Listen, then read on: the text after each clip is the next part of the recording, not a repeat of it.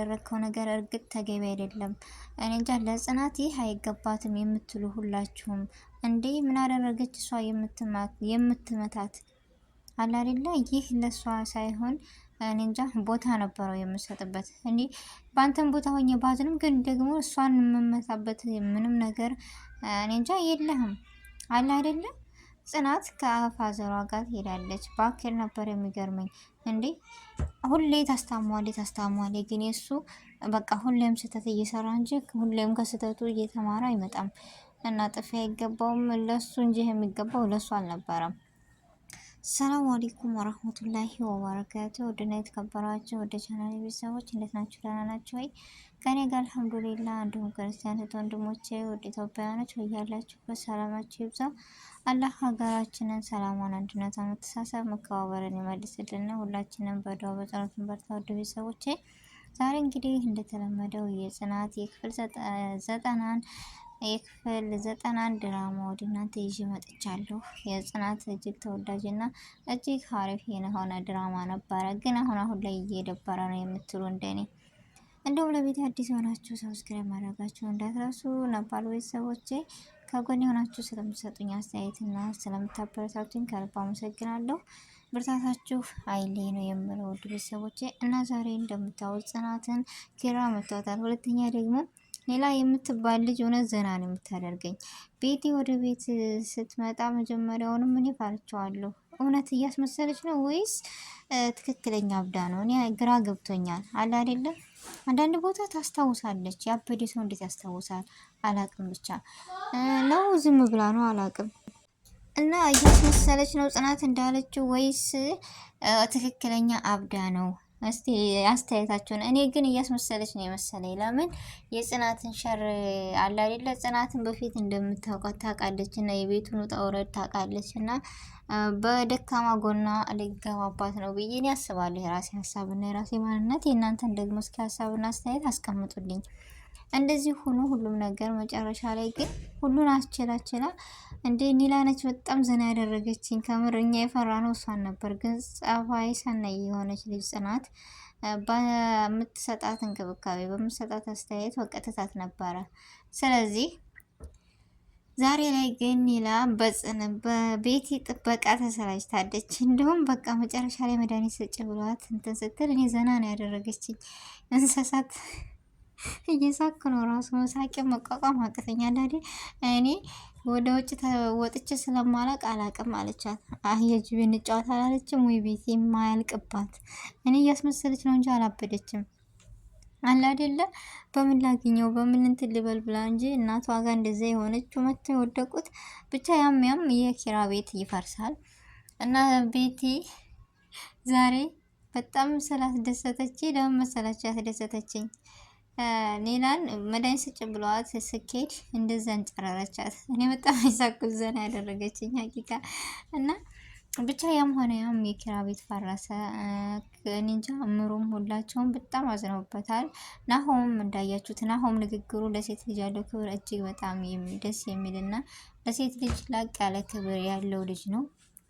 በዚሁ አጋጣሚ አንተ በእኔ ቦታ ሆነ ቢሆን ምን ትምል ነበር ሲለው ራሱ የመለሰለት መልስ አጥጋቢና ትክክለኛ መልስ ነው ብዬ ራሴ ሀሳቤና ግምቴን አስቀምጫለሁ። ላኪን ኪራ ግን አንዳንድ ጊዜ እንጃ ይሉንታ የሚያጠቃው ሰው ብዙ አለ። ሁላችንም እኮ ይሉንታን ይሆናል አይደለ?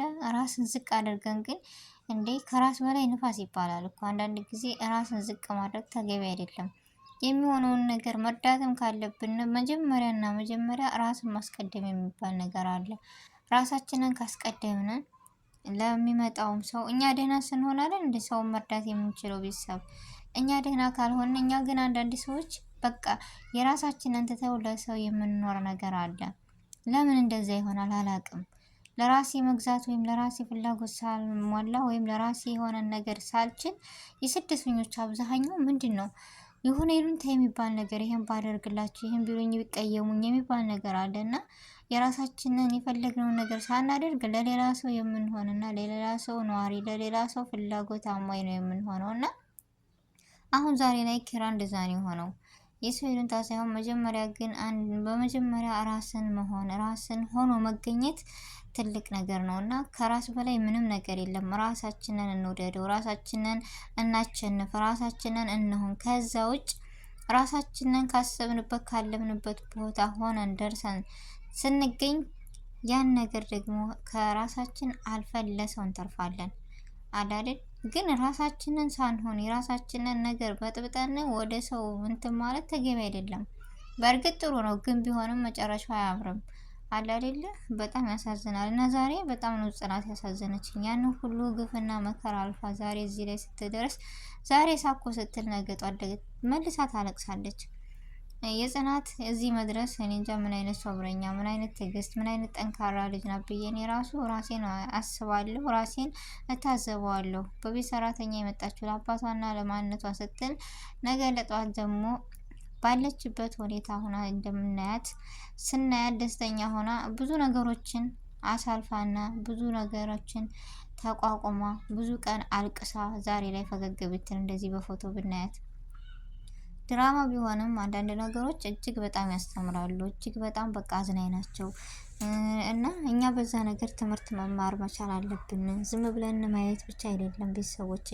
እና ዛሬ ሳኮ ብላ ያን ሁሉ ጣውረድ አልፋ ዛሬ ሳኮ ብላ ስትመጣ ይሄው እንዳያችሁ አባቷ እኮ ባለፈው በተለቀቀው ፓርት ምንድን ነው ያለው? ሁለት እባብ ሲንጠበጠቡ አየሁብሽ ብሏል። ስለዚህ ህልሙ እውነት ነው ብያለሁ። እንደ ራሴ ሀሳብና እንደ ራሴ ማንነት እናንተ ሳትሉም እያያችሁት ነው። በትዳሯ ደስተኛ ሆና እየኖረች እያለ በቃ ሰርግ ነው ሲባል የኪራ እናት እንደዚህ ሆነች። ለእሷ የተመቻት የለም በሀዘን ኖረች። አሁንም ላይ ደግሞ ልደሰት ነው እሰይ ብላ ስትኖር ትዳሯን እያጣጣመች ስትኖር፣ አሁን ላይ ደግሞ ምን ሆነ መሰላችሁ? እንዳያችሁት ያው ቤቲና ሌላ መተው እንደዚህ ብጥብጥ ያለ በጣም ይደብራል። ብቻ ይሆንም ግን ይህ ጥፊ ላንተ እንጂ ኪራ ለጽናት ተገቢ አልነበረም።